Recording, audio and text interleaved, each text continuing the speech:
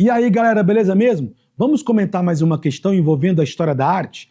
Hoje vamos abordar o construtivismo russo, movimento ali do início do século XX, que estava naquela ideia, naquele contexto das vanguardas europeias, só que não naquela parte da França, do cubismo, futurismo e companhia, e sim ali na Rússia. Mas esse movimento, apesar de ficar um pouco restrito ao universo russo, ele vai influenciar movimentos contemporâneos da arte. Vamos conhecer um pouquinho? Primeiro, vamos lembrar que a arte divide-se em modernidade e pós-modernidade quando eu penso no universo da arte contemporânea.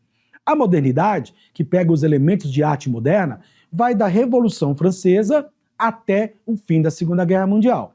E de 1945 até os dias de hoje, são os movimentos chamados de pós-modernos ou arte contemporânea. Uma característica da modernidade são dois elementos importantes, envolvendo movimentos do século XIX e do século XX, e aí uma dica, apesar de ser arte moderna, não começou no século XX, começou ainda no século XIX. Uma das grandes novidades aqui é o início de rompimento com os padrões clássicos. E quando eu falo em padrões clássicos, eu vou lembrar de Grécia, Roma, Renascimento e Neoclassicismo, beleza? Dentro do século XIX, eu tenho os seguintes movimentos. O Romantismo, no Brasil a chamada Missão Artística Francesa, trazida pelo Dom João VI para ensinar arte aqui, né, aos artistas brasileiros, o Realismo, o Impressionismo de Claude Monet e a Arte Nouveau, que pega a virada do XIX para o século XX. Já no século XX, eu tenho de cara, como grande elemento de modernismo, as vanguardas europeias. Cubismo, fauvismo, expressionismo, futurismo, dadaísmo e abstracionismo. E elas vão impactar bastante outros movimentos mais à frente. No caso do Brasil, por exemplo, o nosso início de arte moderna é pela Semana de Arte Moderna, que foi uma grande revolução cultural. E a gente vai ver que Anita Malfatti, Tarsila do Amaral, Cândido Portinari e outros grandes nomes vão ser muito influenciados pelas vanguardas europeias. Bem, dentro da concepção do século XX, nessas primeiras décadas, além das vanguardas europeias, outros movimentos foram surgindo que dão início ao modernismo em suas regiões. Por exemplo, no México, muralismo mexicano. É como se fosse a Semana de Arte Moderna deles, digamos assim. Lá na Rússia, o construtivismo russo. E no Brasil, nós teremos nas artes plásticas duas fases em termos de arte moderna. Agora, o que caracteriza a modernidade? Esse rompimento, essa ruptura, esse afastamento com tudo que denota a ideia de arte clássica. O acadêmico, o tradicional, o clássico e belas artes. Essas quatro palavras significam a mesma coisa. Elas são sinônimos, ou seja, refere-se ao mundo do clássico. E no mundo do clássico, a ideia é quanto mais real, quanto mais verossimilhante, quanto mais função naturalista, quanto mais figurativa for a arte, para eles, mais arte bela seria. Então eles focam na imagem a partir da realidade. E uma mudança gradativa dentro do modernismo é esse afastamento do figurativo para abstrair a realidade, ou seja, trabalhar mais com linhas, cores, planos, livres de ter que formar algum tipo de desenho que seja reconhecido pela realidade. Então você vai ter obras que você vai olhar assim, não entendi nada disso aqui, é abstração. Então, no século XX, há uma gradação para sair do figurativo rumo ao abstrato, beleza? Como eu falei para vocês, o construtivismo russo é um movimento de vanguarda, é um movimento moderno ocorrido na Rússia. Como é que estava a Rússia? Estava sob o regime socialista, né? Aquela coisa, né, da revolução, papá. Era preciso encontrar um movimento artístico que fosse usado ideologicamente, isso aqui é importante. É um movimento artístico, mas que serviu ao Estado socialista naquele momento, e foi usado como um viés ideológico e até mesmo como propaganda política. Características importantes. Todos os artistas devem ser operários. Eles têm um manifesto, tá? Vamos lembrar que as vanguardas europeias também fizeram um manifesto. Tem o manifesto futurista, o manifesto dadaísta, o manifesto surrealista. Eles também fizeram. E dentro do manifesto, olha esse trecho aqui que é importante. Todos os artistas devem ser operários. A fábrica é o local onde se cria e constrói a verdadeira vida. Então há uma mistura danada, né, de ideologia política com o cotidiano e social das pessoas e a arte. Então usar a arte para trazer, de alguma forma, algum benefício para a sociedade. É aquela coisa, daí o artista também ser um operário, digamos assim. Foi feito isso em janeiro de 22, numa exposição. O artista novo, entre aspas, porque ele é moderno, devia abandonar as belas artes. Então nisso, o construtivismo russo é igual aos movimentos modernistas. Rompe com o passado, rompe com os clássicos, buscar algo novo, diferente, moderno, atraente. Agora, olha lá a ideologia, ó, tá? Que eram artes, para eles as belas artes eram artes contemplativas e eram chamados de pequenos burgueses. Aí tem aquela coisa da visão socialista da coisa, tá? A ideia é que essa arte seja uma arte ativa, interveniente, reacionária e que tenha algum tipo de viés social. E como a ideia dos socialistas era passar, depois da Revolução Russa, uma noção de que o país está passando por grandes transformações, o artista, principalmente no campo da arquitetura, ele vai ser muito importante para projetar novos prédios modernos, para dissociar a ideia de que comunismo e socialismo seria algo atrasado. Então, eu repito, a arte aqui, nesse caso, foi usada a serviço do Estado. Algumas características importantes. É uma arte objetiva, simples e racional, muito geometrizada. Por isso que o construtivismo russo ele vai ser muito influenciador de movimentos lá na frente, como, por exemplo, o concretismo e o minimalismo, movimentos de arte contemporânea. A ideia de você associar a arte como se fosse uma fábrica, é produzir em prol de alguma coisa, uma nova ordem, tá? Materiais utilizados. Eles ali, até mesmo na pintura, na escultura, na arquitetura, eles mesclaram objetos além da tinta, que aliás a gente vai ver isso também em cubismo, dadaísmo e também em outros movimentos, tá? Vidro, tá? Metal, plástico. Então, eles não fizeram só o uso normal de materiais comuns das artes plásticas, não, inovaram acrescentando materiais até então diferentes.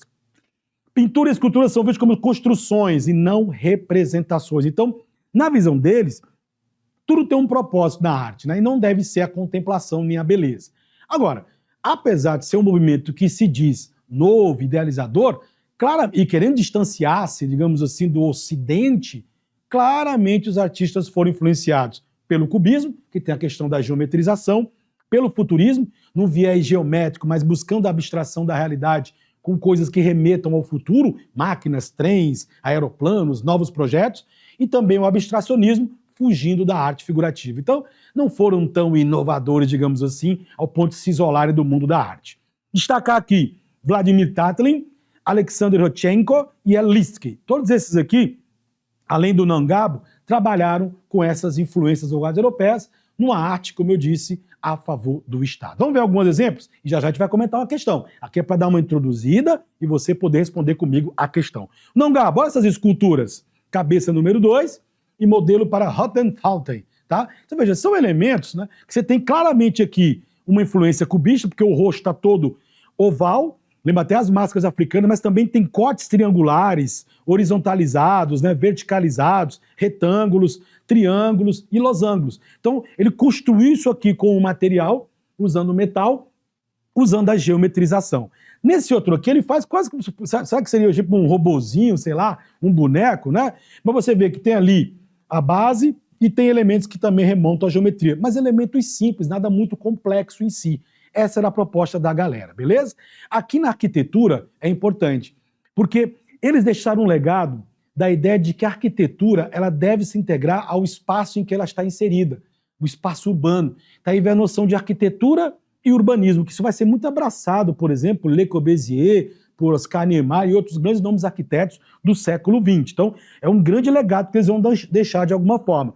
Outra coisa é criar objetos que, dentro de um espaço fechado, como é o caso, ele se integra esse espaço como elemento decorativo, mas um elemento decorativo no viés de facilidade de interpretação, geometrizado, simples e racional. E aí, isso aqui vai ser uma grande influência para aspectos decorativos dentro do concretismo e também do minimalismo. Beleza? Dada essa geral, hora de nós vermos as questões. Mas antes, um dos grandes nomes que usou muito a arte como propaganda, fazendo colagens, fazendo alusões ao regime socialista, foi ele, Alexander Rodchenko. Pintor, fotógrafo, escultor e design gráfico. Aliás, usaram muito essa questão do design gráfico. E brincaram com colagem e fotomontagem. É novidade colagem e fotomontagem? Não. Já existia colagem desde o cubismo, tá? E a influência deles aí, tá? Agora, nesse caso, os temas foram todos voltados para a ideia da Rússia, da União Soviética, para abarcar a noção ideológica do regime socialista. Por exemplo, os cartazes, sempre chamativos, com a cor vermelha, né? Com imagens diversas, tanto que até o slide de abertura a gente colocou aqui esse cartaz promocional. Então, eles faziam parte da propaganda oficial do governo russo. Por isso que você vai ter a mistura de arte com ideologia política. Em cima disso, temos esse cartaz para a questão. Vamos para o enunciado? O construtivismo foi um movimento artístico que surgiu durante a Revolução Comunista, tendo como propósito de criar uma nova arte que pudesse estar alinhada aos preceitos políticos. Então o próprio enunciado já traz. 1917, Revolução Russa, comunismo, socialismo, lá na Rússia. Beleza. Para os construtivistas, ou seja, pensando na ideia do Enem, o Enem às vezes coloca a obra de arte, mas a questão não é sobre a obra que está lá, mas sobre o movimento em si. É o caso aqui. Aqui eu tenho um cartaz, ó. A União Teide destrói a escravidão feminina. Então, a mulher lendo aqui, a mulher trabalhando, eles tinham essa noção, passar essa noção de que são avançados nesse sentido aí. Até porque o movimento feminista crescia muito na Europa naquele momento. Letra A. Deveria valorizar apenas processos artísticos que pudessem elevar a qualidade técnica de seus criadores. A arte deve ter um fim social, deve ter alguma função utilitarista, não é para ser contemplada nem beleza. Então, letra A já está fora. Não é pensando só na técnica, não. Criar obras de exaltação ao comunismo. Essa poderia pegar, já que está ligado ao movimento do governo, né? Enaltecendo as riquezas folclóricas e culturais da União Soviética. Muito atraente essa letra B.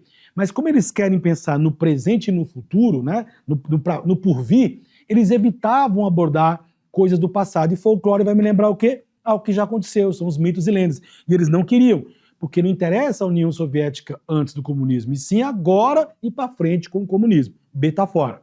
Manter o seu foco na estética tradicional, já desconfie. Nada, nenhum movimento moderno. Aqui no Brasil, a Semana de Arte Moderna, as vanguardas europeias, muralismo mexicano, construtivismo russo e outros, não querem nada de tradicional, não querem nada com o clássico, nada do passado. Já está fora a letra C. Realizar um processo artístico de valorização da mensagem comunista, é atraente, porque tem a ver mesmo, e que pudesse evidenciar a superioridade política desse movimento. Não é política, mas ideológica, né? Porque o comunismo e o socialismo não são políticas, são ideologias que são implementadas. Então a mensagem era mostrar para o mundo um comunismo como uma ideologia de progresso, de futuro e que funciona. Então não é uma mensagem apenas política, estaria muito pouco a letra D. Letra E é a resposta correta, porque tem muito mais a ver com a ideia da arte em si. A D, parcialmente. Construir uma interação entre a arte e ciência, então vamos usar as tecnologias e a indústria, falo muito no operário, na indústria em si, com a finalidade de criar obras que pudessem atender às necessidades da população. Para eles, a arte tinha que ter essa pegada mais social, mais voltada para o dia a dia das pessoas. Beleza, pessoal? Vou aproveitar para vocês, inscrevam-se no canal, sigam a gente no Instagram e adquira o nosso livro de linguagens completo para você se preparar para qualquer vestibular, inclusive o Enem. Muito obrigado, galera. Até a próxima.